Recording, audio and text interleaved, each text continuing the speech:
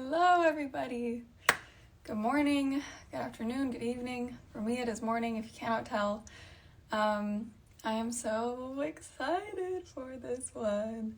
I've never done a book club like this because, well, I mean, I don't want to give too much away or talk about it too much before I bring on the man himself, Brando. But before I bring on Brando, I just want to hype him up because I know he probably won't let me do it to his face. So I was introduced to Brando kind of over the quarantine via Instagram, as we all are nowadays.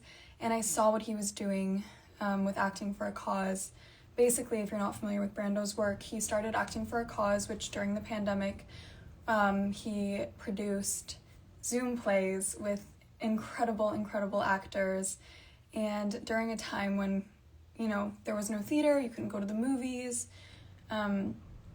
We all really wanted art and we wanted to see that. And Brando had the genius idea to get actors who were all sitting at home with nothing to do to read plays on Zoom together and film them. And I have never met anyone as creative and enthusiastic as Brando. And I was just a fan of his for so long. And then when Brando asked me to do The Great Gatsby, of course I was so excited because it is one of my favorite books, which it had been on my list to do this book for book club for a very long time, and now I have the perfect reason to. So, without further ado, let's bring on the man himself.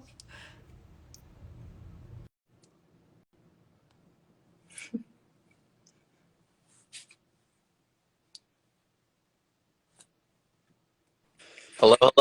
How are you, Kaia? Hello! How is Los Angeles? Are you there right now? I'm just being presumptuous.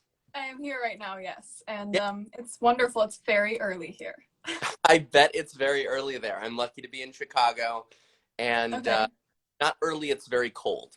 Yeah, it is warm here, so we have that. That's the benefit. Well, thank you so much for having me on. Such kind words coming from another, I think, a person who I think we're so like-minded creatively, Mm-hmm. and that everything is connected. And when people are meant to work together, the seeds are planted at one point, and then it grows into a Mm-hmm. tree. For you to have watched my work early on and to now collaborate on our first in-person live read, I think is an incredible journey to have been on with you.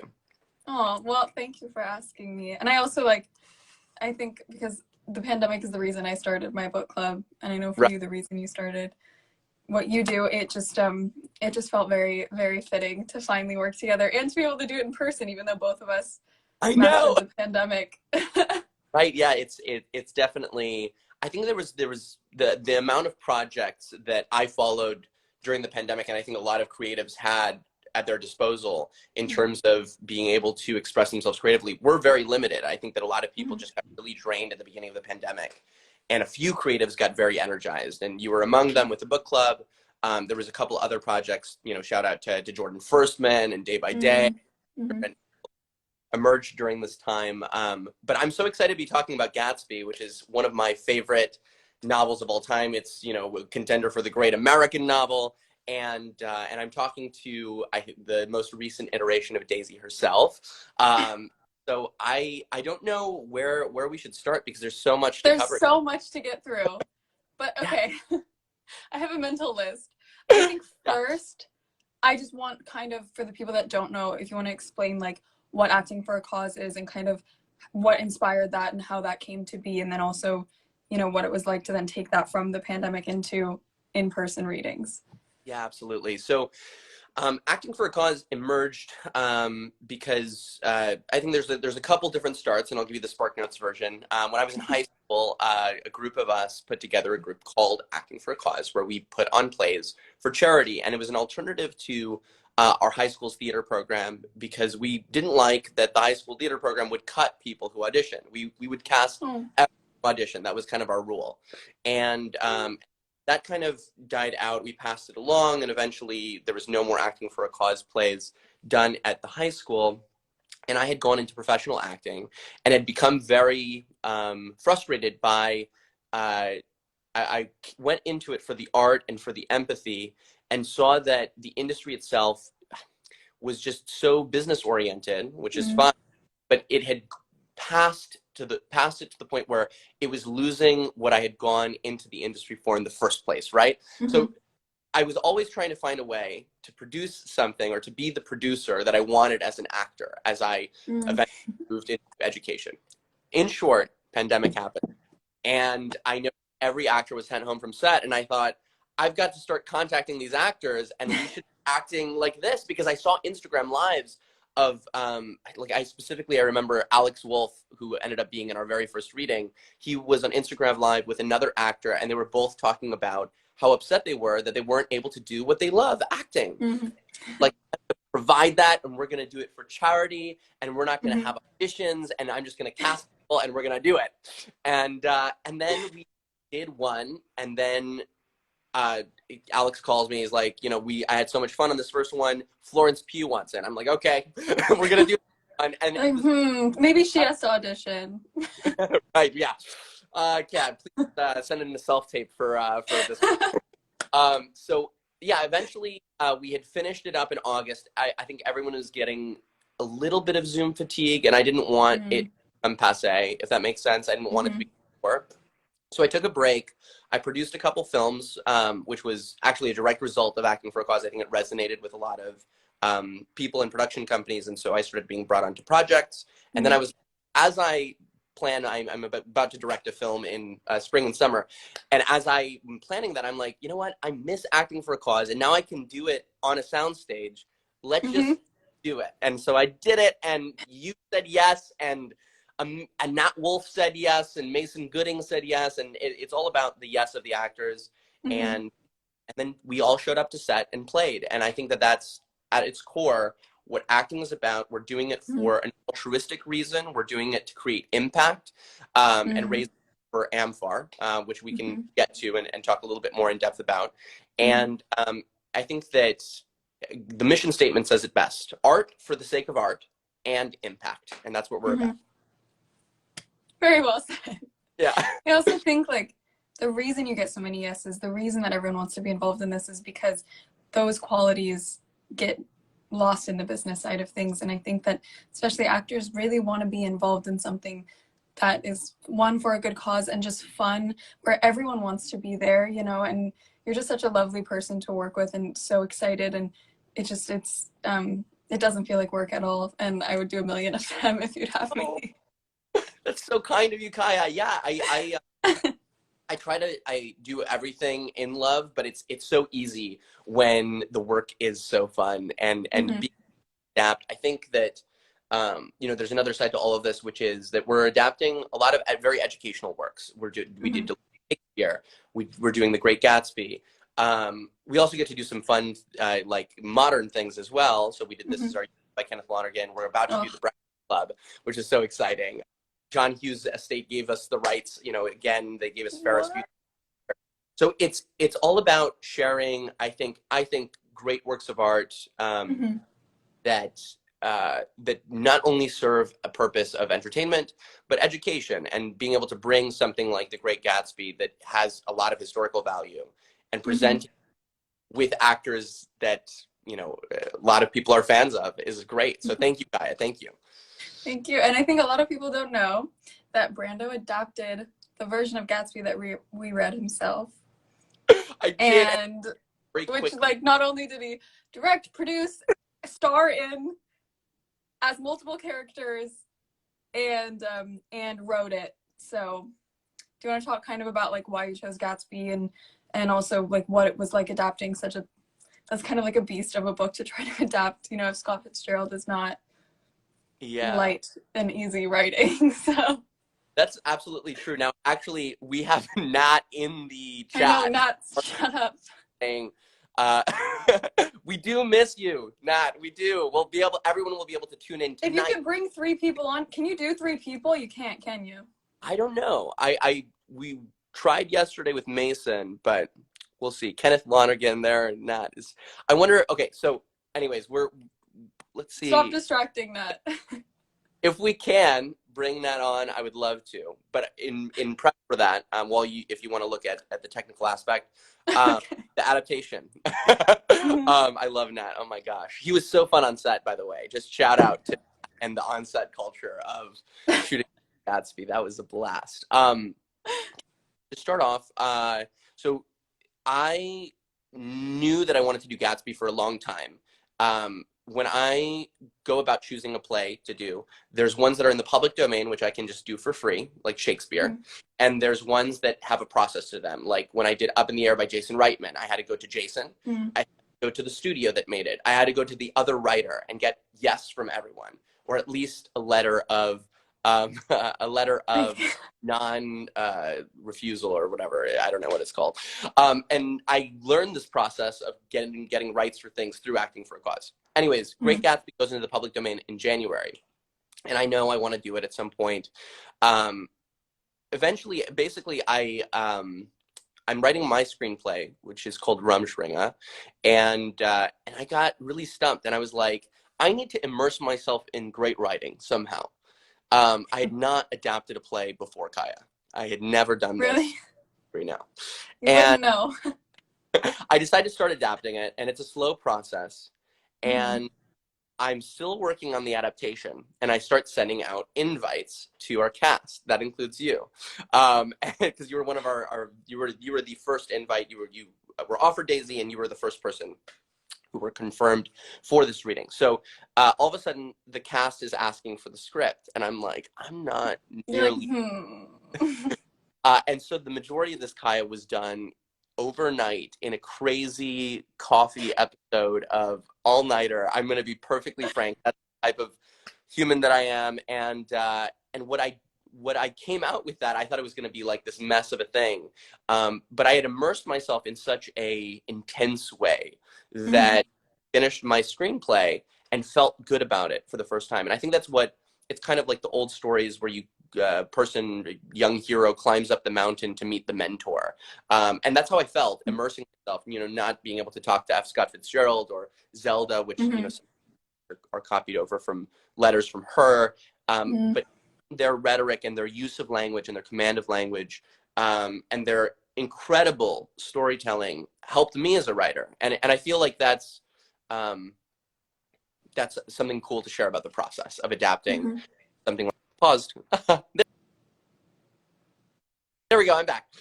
So it essentially, I did it. I ended up going into this like momentum state, and it ended up, I didn't know what I was going to get from it, and I ended up feeling really strong about the adaptation, and it ended up informing my own work. Well, that's wonderful.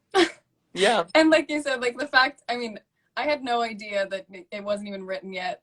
I said, yes, I've been wanting to work with you for so long and I was very excited. But even like when we were rehearsing on Zoom, Brando is like on the phone every 5 minutes, still figuring things out, still piecing things together. And then somehow you show up and it all fits together perfectly. But, you do all the hard work so that us as actors can come in and just focus on our one job and you do every other job and Well, act. what's incredible is I don't want to take all the credit myself. I was able to do the adaptation and direct and produce and do it with peace of mind, because I'm just going to name a few names: Ty Molbeck, Dave Eilers, Joe Blakey, these people on set, Jared Ang, who came through and basically brokered a strong donation from a brand, Dolce, that a price match. And I not ah! Do you That want to is talk taking about it? over. Talk about the root canal. Do you want to talk about I mentioned that. Yeah, that I I didn't even know that I said that to Nat. How did I get to Nat? it? So I planned this whole thing, and the very last minute, I have a root canal. And so I decide, I'm like, I'm not changing on this, and just load myself with Excedrin. And I think that any doctor would tell you, don't do that. But that was fun. I had on the day of the set. A I don't think true warrior of the theater. true warrior of the theater. What That's you right. are. Go on. That's exactly. Oh gosh. An important detail of the process. Important detail of the process right there. Yeah, very important. That Yeah. informed a lot of the a lot of the pace on set. It was like Yeah. informed by the sharp pings of like, oh my God, we got to move forward. Mhm. So I was naming people that were important. Jared, also Mhm. we had original compositions, original animation, Alex Mansour, Christian Hanover. So these are just, I wanted to put those names out there because Mhm. everything is made with a team. And I feel like it's super important to give credit where due to volunteers. These are all people, including the actors, including myself. We're all volunteers who are giving our time for the art and for the impact to Mhm. Am. So yeah, it was a blast of a process. I It really, was. I can't wait. I was so worried that I was going to do this and I was going to come out the other end and say, I don't know if I can do more of these. Now I want to do not only the 3 more we have planned for this year, or not for this season, Mhm. but I also want to like do this for the rest of my life. Like no matter where my career goes, like if I'm my ideal is, you know, directing films for the foreseen future. I still want to, in between directing, to do Mhm. the play readings because I feel like they just transcend Mhm. uh, they transcend the format of the way that we use our art. You know, in a lot of us, actors are doing self tapes, characters that no one ever sees, putting their life and energy into that. This gives a chance to kind of do a group tape and putting it out into the Mhm. world.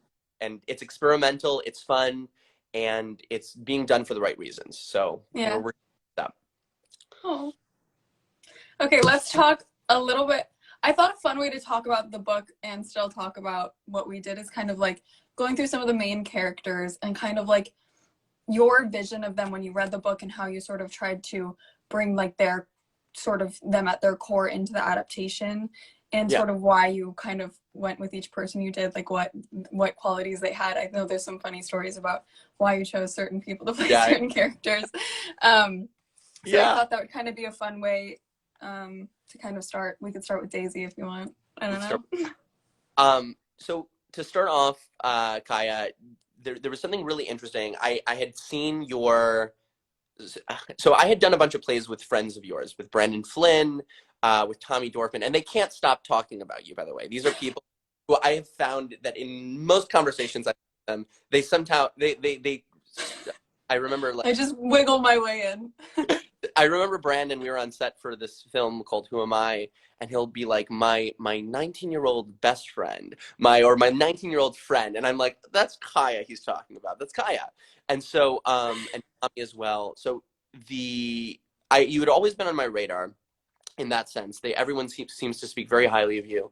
And then you had done a music video with Margaret Qualley, Mhm. and Rainey Qualley and Cara. And I thought, I was like, oh wow, Kai's getting into acting. Now, what I didn't know was that you were a complete theater guru, that you've been doing and watching and loving theater since you were very young, which makes a lot of sense to me. So I'm seeing you do that, then the Ryan Murphy show, and so I'm like, okay, Kai's stepping into acting.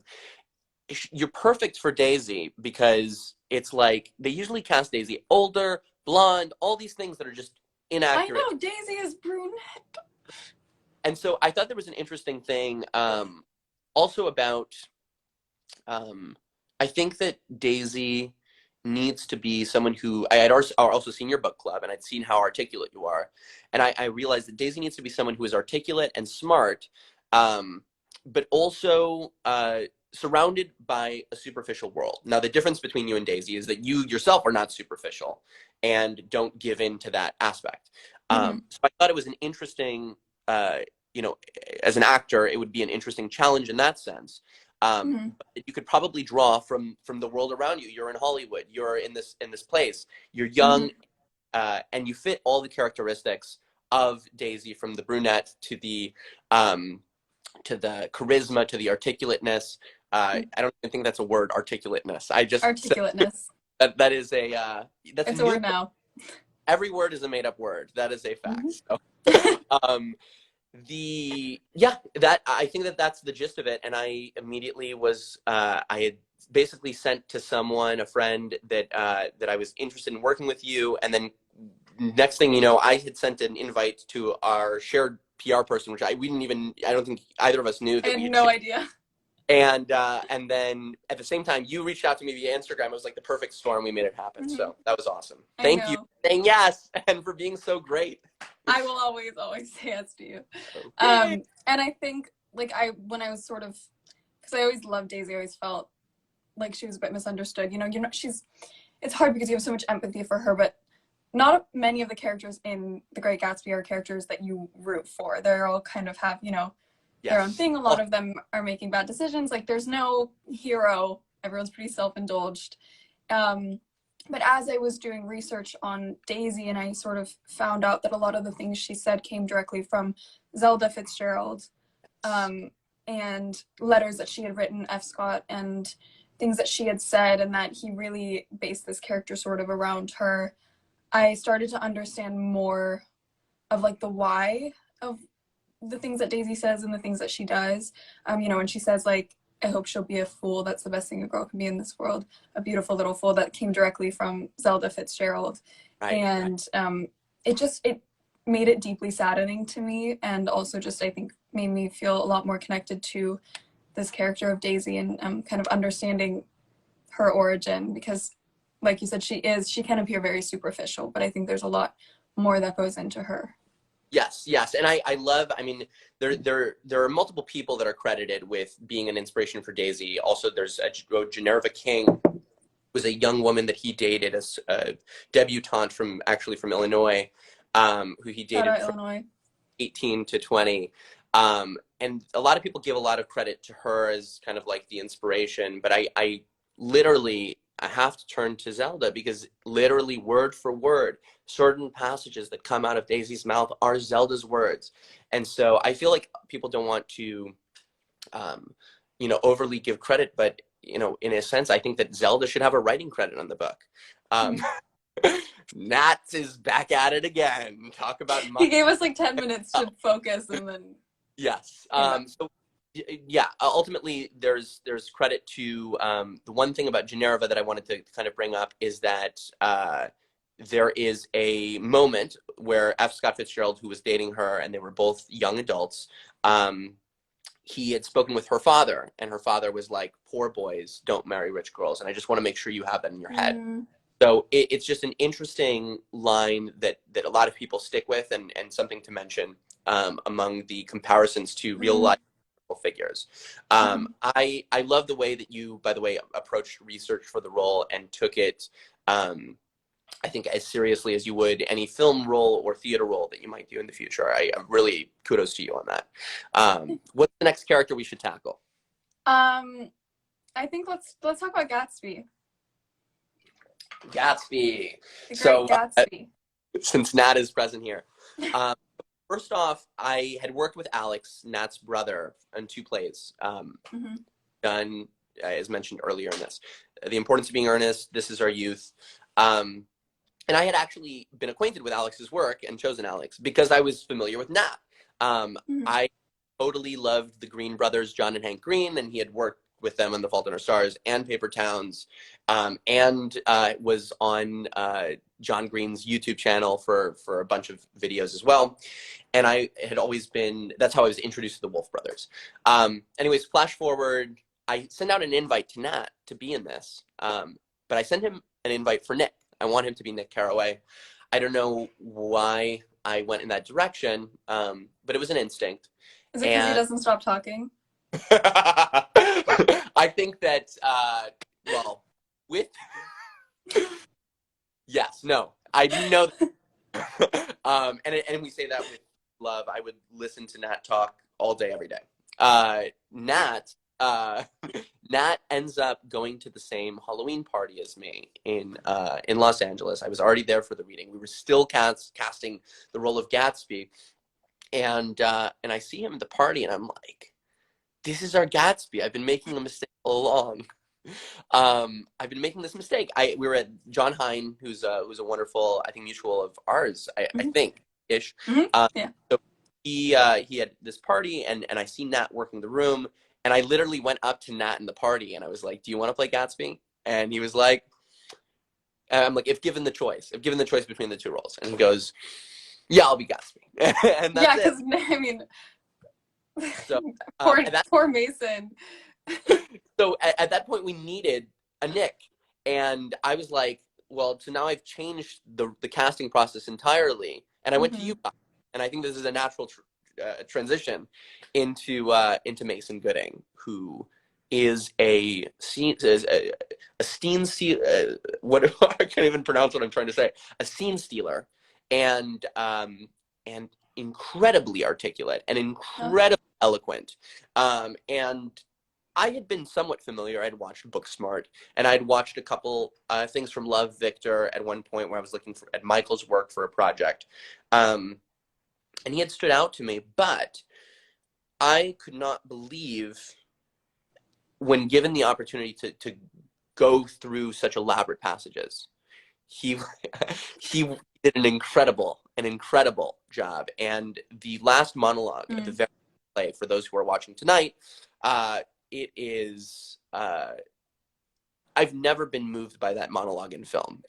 Or in a play. I feel like that monologue is just performed in a boring way because it lacks commitment, or it has some sort of feigned commitment to it. And Mason, for some reason, I mean, I don't know if it was the last thing we shot, and I don't know if it was just that it was a long day or what, but he just carried this weight, and it was just masterful. So Mason, and that was you, Kaia, who literally pitched me Mason and connected us, and I, credit where due. So thank you. Honestly, and I've only known Mason for a short time, but I truly, like, every place that Mason is in, every room he's in is just so much better when he's there.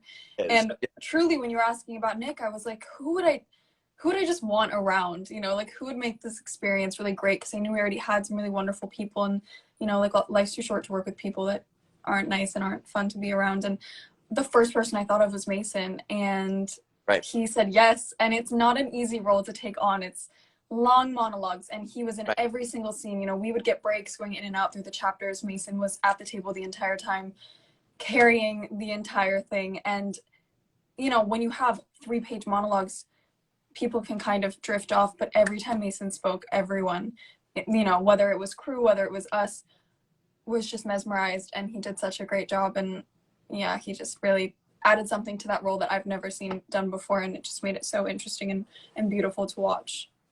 100%.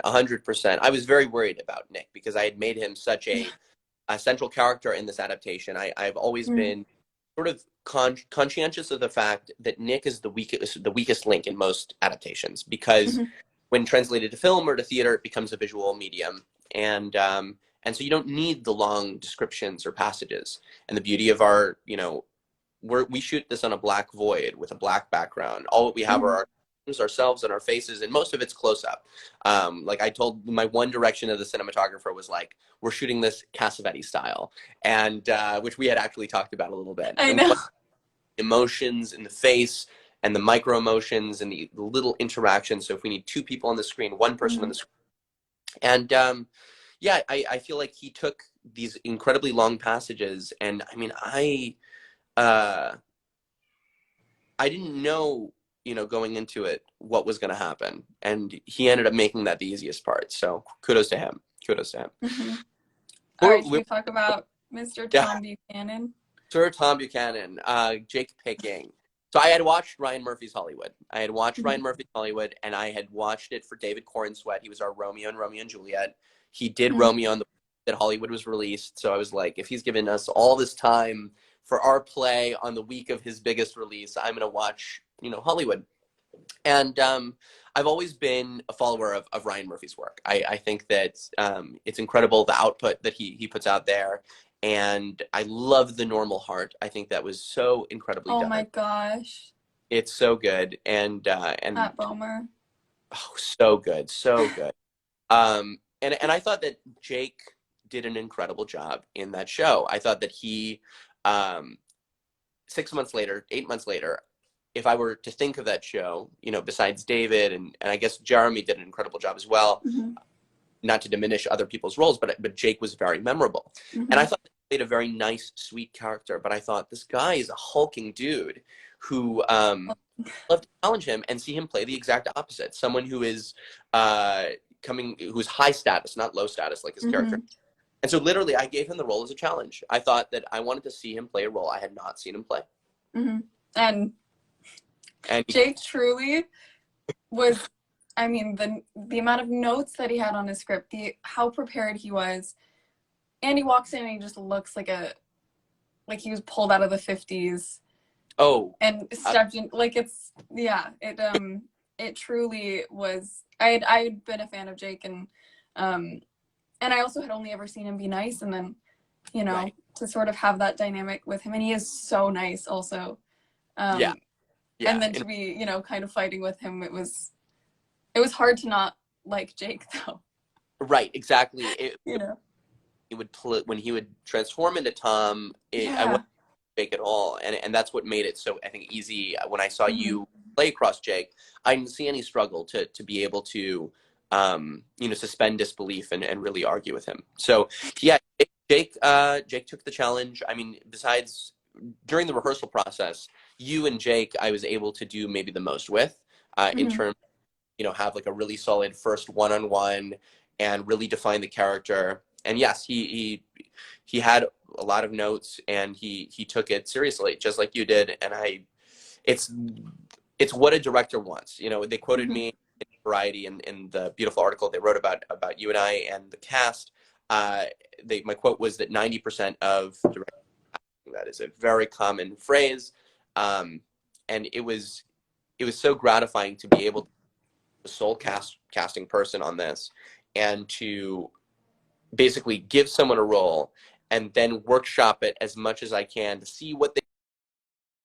It's a risk not to have any sort of like preview of what they're going to bring to the table, but that makes it, I just love the surprise element of that. It makes it cooler when you guys kill it and do such a great job that I'm looking at. You know, I've been spending the last 2 weeks with you all in the editing room and just seeing things, and I know it's incredible. I feel like literally like I was right before. I'm still tweaking sound and narration and editing this. And it's out. When is it? It's out today.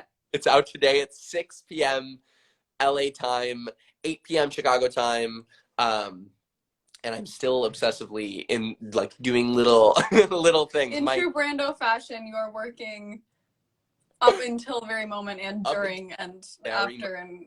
Yes, it's right. And again, with the incredible team behind me, we've had basically like a final edit since Monday, and I'm like, can we do this? Perfectionist. We need to adjust this clearer. Last night with like sound person, we're, you know, changing the way that sound comes out. Yeah, it's a blast, and in very true Brando fashion. I'm very, very much, I think, even when like I feel like I'll be editing my film the day before I submit it into festivals. And even after morning the morning of, right.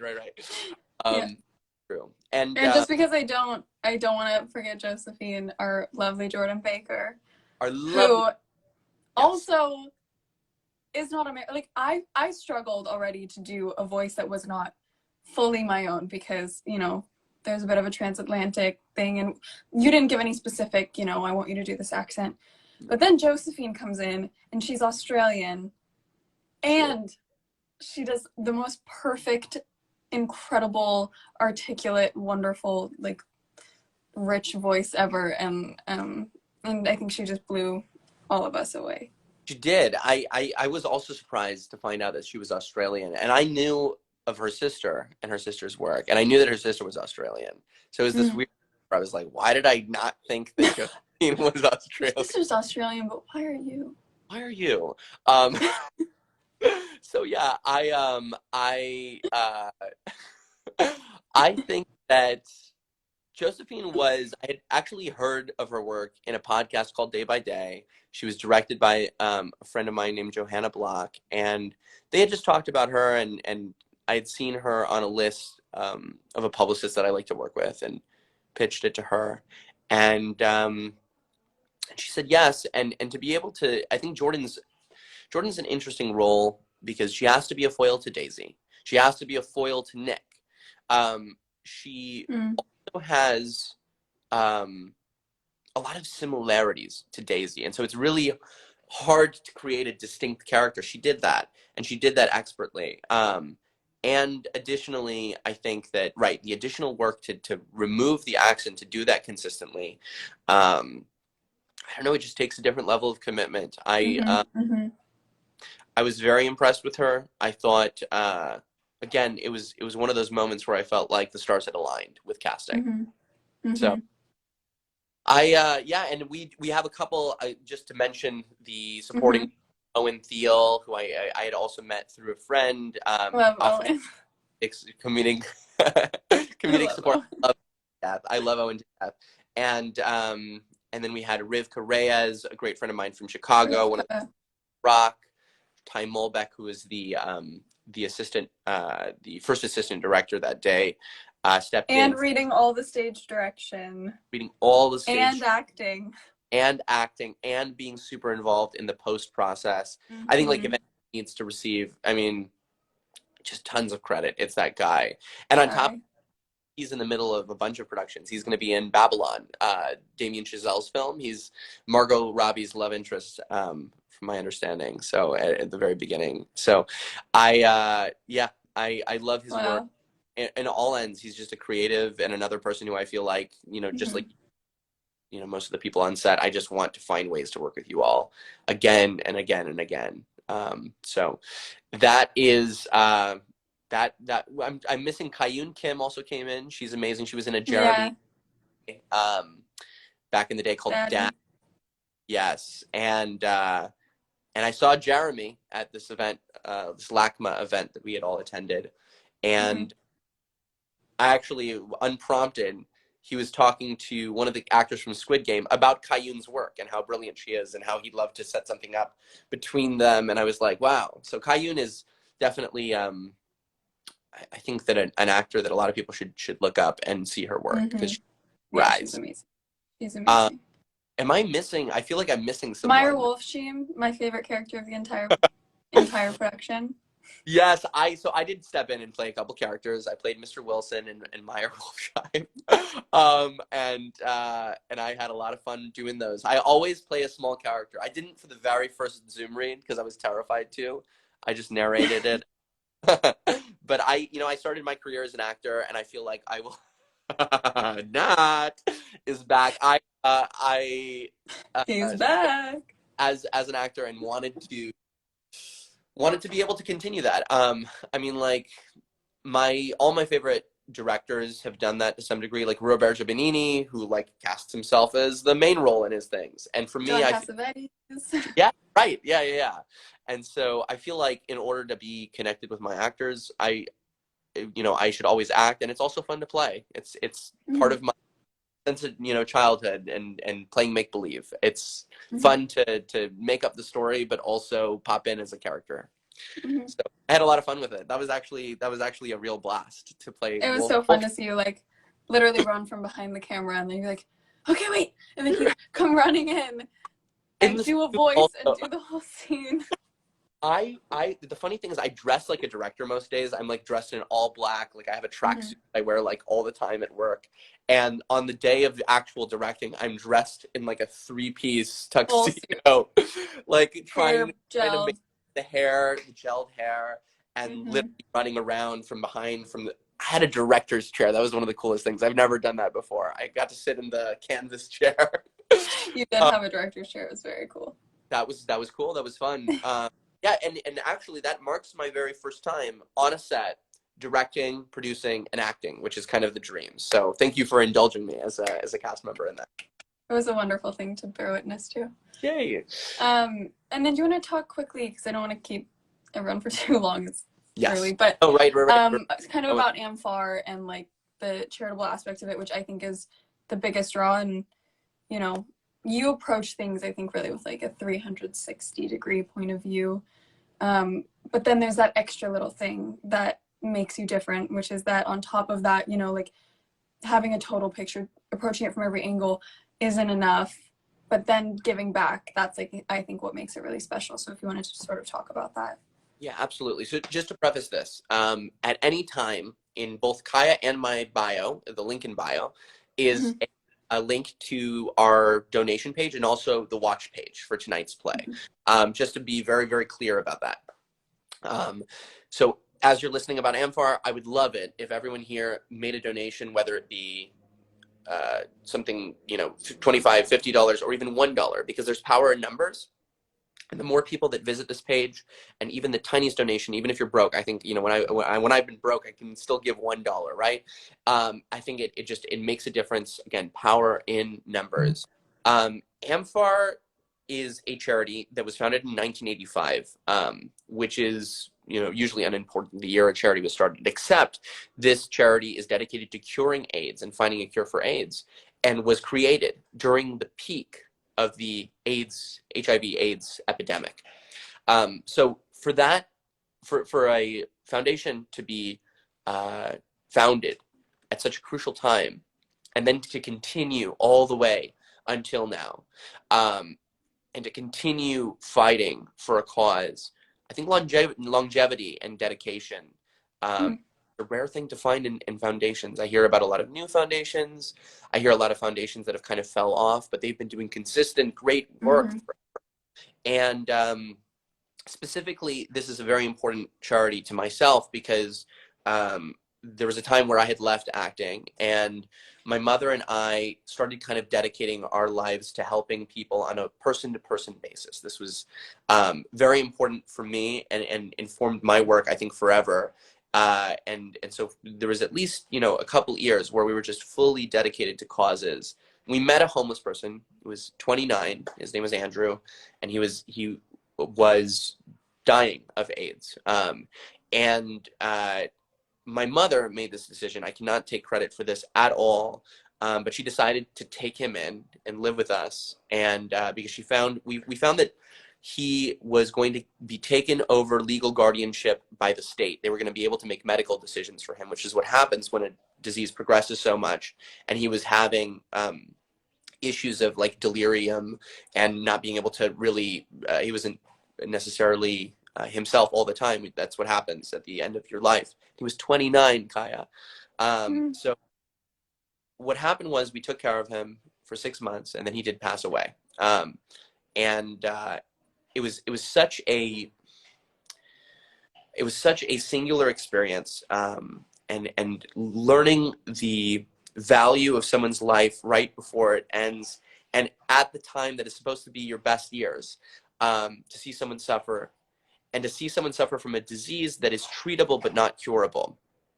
And so to be able to with Amfar, and to be able to work with an organization that both works to treat people, but is also dedicated to curing something that took the life of someone who meant a lot to myself and my mother. And I think in the world, you know, I feel like just every life is as important as the collective. I feel like being able to do this in Andrew's memory is something that's really important and makes it that much more personal and special. So we have a beautiful organization. We have a very personal reason that I chose it. And I think that we've already raised around $16,000 between Dolce & Gabbana's, you know, initial contribution and just people donating right now. We would love to get to 30. That's our goal. So, you know, we're going to do it. We're going to do it. Even if everyone watching this live gave $1, we would have $1,033. Right. And so, yeah, I mean, this is, again, everyone here, everyone who does this, we do it as a volunteer. We do it for all the, you know, all the reasons we've talked about before. But the one reason that trumps all, that is the most important, is the charity aspect. The fact that we're doing it for something much greater than us and much more important. And that when, you know, our show is, you know, just a video on the internet, the impact that these dollars will have made will be that much more important. Maybe this money, $1,000, will go to treat a community of people with AIDS. And maybe that community would not have had access to treatment if not, you know, maybe it will go towards an initiative that helps homeless people with AIDS, like Andrew. And there's just so many things that Amfar does and does well. So it's a little bit off script, the way that I'm talking about them. I know that they have rhetoric. It's beautiful. It's eloquent. It's all on the page in the link in our bios. So you can read about that. But to me, it's a personal thing, and it's a personal project, and it's about being able to give money now to a cause that hopefully they cure AIDS, Mm-hmm. and Mm-hmm. MFR doesn't have to exist anymore.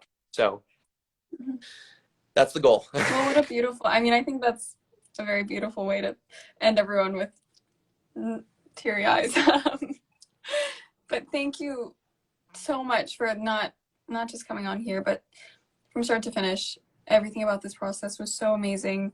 I know that everybody loves The Great Gatsby, and there's certain books and certain things that you're like, well, you just can't touch that because it's so good. And you proved that theory to be wrong because you added so much color and so much beauty to an already incredible book. And I really just appreciate you and all the work that you do. And I hope that you get to come on here again soon for another book that's in the public domain. I'd love to, Kaia. I can't wait to see you again. Yeah, I look forward to sharing the play with the world tonight. So thank you. I know. Bye. Bye.